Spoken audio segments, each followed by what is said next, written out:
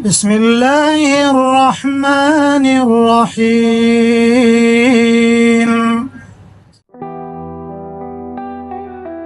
Assalamualaikum warahmatullahi wabarakatuh. Sahabat semua yang dirahmati Allah Ta'ala, selamat datang di channel Saluran Iman, tempat kita berbagi ilmu dan membahas serta mempelajari hal-hal penting untuk kehidupan kita di dunia dan akhirat. Pada kesempatan kali ini, kita akan membahas sebuah hadis yang sangat dalam dan relevan dengan keadaan kita saat ini. Hadis ini diriwayatkan oleh Ad-Dailami dari Ibnu Abbas, yang menyebutkan bahwa rusaknya agama bisa disebabkan oleh 3 hal: ulama yang berbuat maksiat, imam, atau pemimpin, yang zalim, dan mujtahid yang bodoh. Lalu, apa maksudnya? Dan apakah kita bisa melihat contoh nyata hal ini di Indonesia akhir-akhir ini? Mari kita bahas satu persatu, insya Allah. Sebelum lanjut, klik like, share dan subscribe agar saudara-saudara kita bisa mengetahui video ini dan mendapatkan manfaatnya juga. Dan sedikit saja kontribusi kita untuk syiar dan dakwah, insya Allah dicatat untuk menjadi catatan amal jariah bagi kita semua. Hadis di atas mengingatkan kita tentang kerusakan yang bisa terjadi pada umat Islam, baik di dalam aspek agama maupun masyarakat, jika 3 hal ini dibiarkan terjadi. Ulama yang bermaksiat. Ulama memiliki peran sangat penting dalam menjaga dan mengajarkan agama. Namun, jika ulama sendiri berbuat maksiat atau tidak menjalankan ajaran agama dengan benar, maka dampaknya sangat besar. Karena umat akan mencontoh ulama sebagai panutan, dan ini bisa menyebabkan penyebaran kemaksiatan di tengah masyarakat. Seharusnya, ulama adalah pembimbing yang menuntun umat untuk menjalani hidup sesuai dengan syariat Islam. Ketika mereka sendiri jatuh dalam perbuatan dosa, maka kredibilitasnya akan dipertanyakan, dan hal ini bisa merusak pemahaman umat terhadap agama. Imam, atau pemimpin, yang zalim. Pemimpin yang zalim adalah pemimpin yang tidak adil, menindas rakyatnya, serta menggunakan kekuasaannya untuk kepentingan pribadi atau kelompok. Kezaliman ini bisa terjadi dalam bentuk penindasan, penyalahgunaan kekuasaan, atau bahkan korupsi yang merugikan rakyat. Pemimpin yang zalim tidak hanya merusak tatanan pemerintahan, tetapi juga merusak keharmonisan umat. Ketika seorang pemimpin tidak menegakkan hukum Allah dan menjalankan pemerintahan dengan sewenang-wenang, maka negara atau masyarakat akan mengalami kerusakan, baik secara fisik maupun spiritual. Mujtahid yang bodoh. Mujtahid adalah orang yang memiliki kemampuan untuk mengeluarkan fatwa atau keputusan hukum Islam berdasarkan ijtihad. Tetapi jika seorang mujtahid tidak memiliki ilmu yang cukup, atau lebih buruk lagi jika dia mengeluarkan fatwa yang salah atau bertentangan dengan ajaran Islam, maka ini bisa menyesatkan umat. Disinilah pentingnya memiliki mujtahid yang benar-benar memahami agama dengan baik, bukan hanya berpendapat tanpa dasar yang kuat. Fatwa yang salah bisa menimbulkan kebingungan dan perpecahan di kalangan umat Islam. Kita bisa melihat beberapa contoh nyata dari 3 hal ini di Indonesia, baik dalam kehidupan sosial, politik, maupun agama. Ulama yang bermaksiat. Beberapa kasus yang menghebohkan publik di Indonesia adalah ketika ada beberapa ulama yang terlibat dalam skandal moral, korupsi, atau menjilat penguasa untuk mendaulatkan jabatan bahkan melakukan tindakan yang bertentangan dengan ajaran Islam. Hal ini tentu saja merusak kredibilitas mereka sebagai pembimbing umat.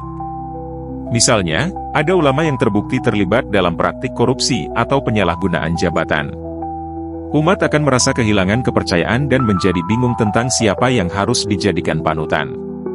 Dalam hal ini, sanksi yang harus diberikan adalah sanksi sosial, seperti kecaman dari masyarakat dan pengawasan yang lebih ketat dari lembaga agama, untuk menjaga agar mereka tidak lagi mempengaruhi umat dengan keburukan mereka.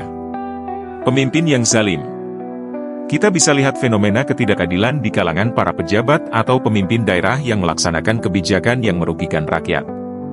Seperti kasus korupsi yang melibatkan pejabat tinggi, atau kebijakan yang lebih menguntungkan kelompok tertentu, sementara mayoritas rakyat menderita. Misalnya, ketimpangan ekonomi, pengabaian hak-hak masyarakat, atau diskriminasi terhadap kelompok tertentu. Dalam hal ini, rakyat harus memiliki peran aktif dalam mengawasi dan menuntut pertanggungjawaban dari pemimpin. Sanksinya bisa berupa pemberian hukuman sesuai dengan hukum negara, seperti penjara bagi pejabat yang terbukti korupsi, atau pemecatan jika mereka tidak memenuhi kewajiban untuk menegakkan keadilan. Mujtahid yang bodoh. Di Indonesia, kita sering menemukan kasus di mana fatwa-fatwa yang tidak jelas atau bahkan bertentangan dengan ajaran Islam dikeluarkan oleh seseorang yang mengaku sebagai ulama atau mujtahid. Misalnya, fatwa yang membingungkan umat atau fatwa yang mengarah pada pemikiran yang ekstrim dan berbahaya. Hal ini bisa memecah belah umat dan menciptakan ketegangan.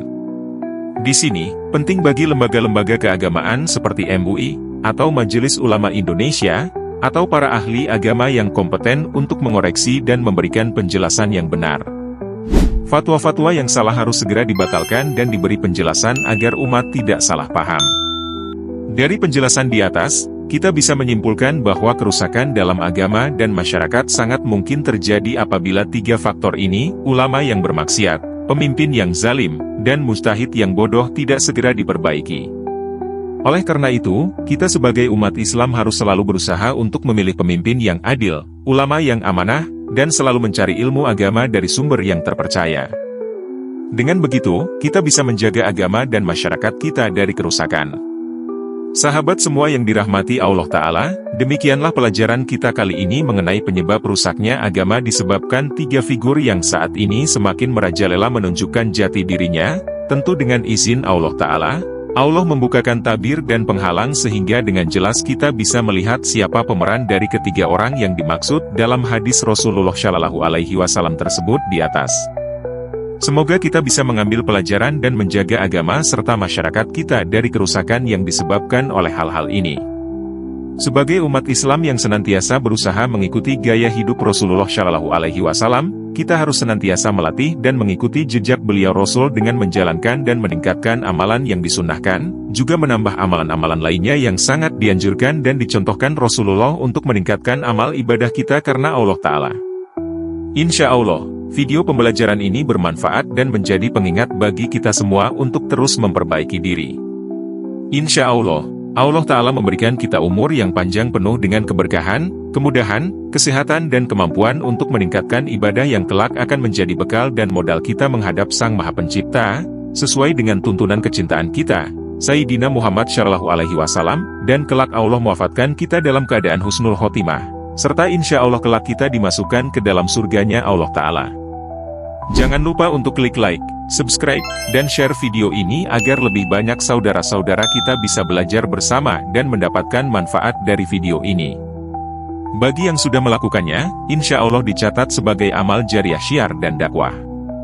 Terima kasih sudah menonton, semoga video ini bermanfaat untuk kita semua. Sampai jumpa di video berikutnya. Wallahu a'lam bishawab. Wal afu minkum. Wassalamualaikum warahmatullahi wabarakatuh.